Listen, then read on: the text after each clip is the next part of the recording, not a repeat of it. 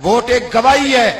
جب تو کسی کو ووٹ دیتا ہے تو کہتا ہے تیرے سیاہ سفید میں تیرے ساتھ ہوں. پھر کس طرح تو کہتا ہے کہ اس نے ظلم کیا میں موجود نہیں تھا.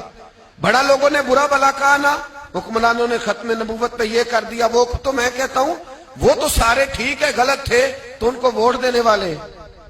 انہوں نے کس مسجد میں آ کے توبہ کی؟ انہوں نے کہا آ کے اپنے نفل پڑھے اور کہا ہم سے غلطی ہو گئی ہم بھول گئے.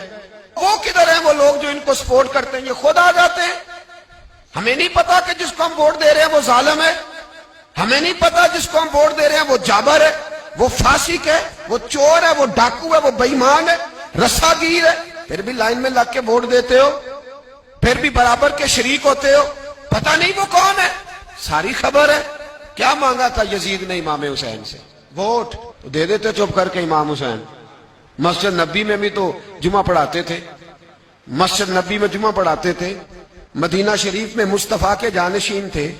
یزید کہتا تھا جو آپ کہیں گے مل جائے گا, پر امام حسین نے فرمایا یہ نہیں ہو سکتا کہ میں مسجد نبی میں نماز پڑھاتا رہوں اور میرے نانا کی امت پر کوئی ظالم مسلط رہے. یہ نہیں ہو سکتا. ووٹ مانگتا تھا, ووٹ. تجھے ووٹ کی قدر کا نہیں پتا؟ امام حسین نے 18 سال کے نوجوان سے لے کر 6 مہینے تک کا علی اصغر قربان کر دیا, پر ظالم کو ووٹ نہیں دیا. تیرا کیسے حوصلہ پڑتا ہے؟ پھر تو 10 محرم کی دیگ بھی پکاتا ہے. کس طرح تیرا حوصلہ پڑتا ہے؟ کس طرح کر کے تیرے اندر ہمت آتی؟ جلال بادشاہی ہو یا جمہوری تماشا ہو, جدا ہو دی سیاست سے تو رہ جاتی ہے چنگیزی. ظالموں کا مددگار بھی ظالم ہوتا ہے, ظالموں کا مددگار بھی. جو بڑے ظالم کے نیچے چھوٹی فوٹو بھی لگوائے, ووٹر اور سپورٹر بنے, وہ نہیں ظالم, وہ نہیں سخت. اور جو اللہ خیر کرے دفتر ہی کھول کے بیٹھ رہے اپنی بیٹھک کے آگے, جلیبیاں بھی کھلائے میرے کہنے پہ ووٹ دینا, وہ نہیں ظالم. بچ گئے, باہر نکل گئے, نہیں جی نہیں ہم پاک صاحب ہیں, حکمران بڑے ظالم ہیں. نا تو بچ نہیں سکتا, تو برابر کا شریک ہے. مجھے ایک صاحب کہنے لگے ووٹ ڈالنے چلیں. الحمدللہ میں کبھی نہیں گیا.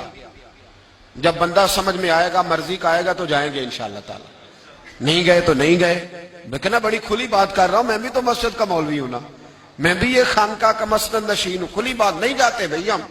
ایسے ہی ہے کوئی جس کا جو دل کرے گا ہمیں ہاں کے لے جائے گا. ہماری بنیاد بھی ہے, ہمارا وقار بھی ہے, ہم رسول اللہ کے نام لینے والے ہیں.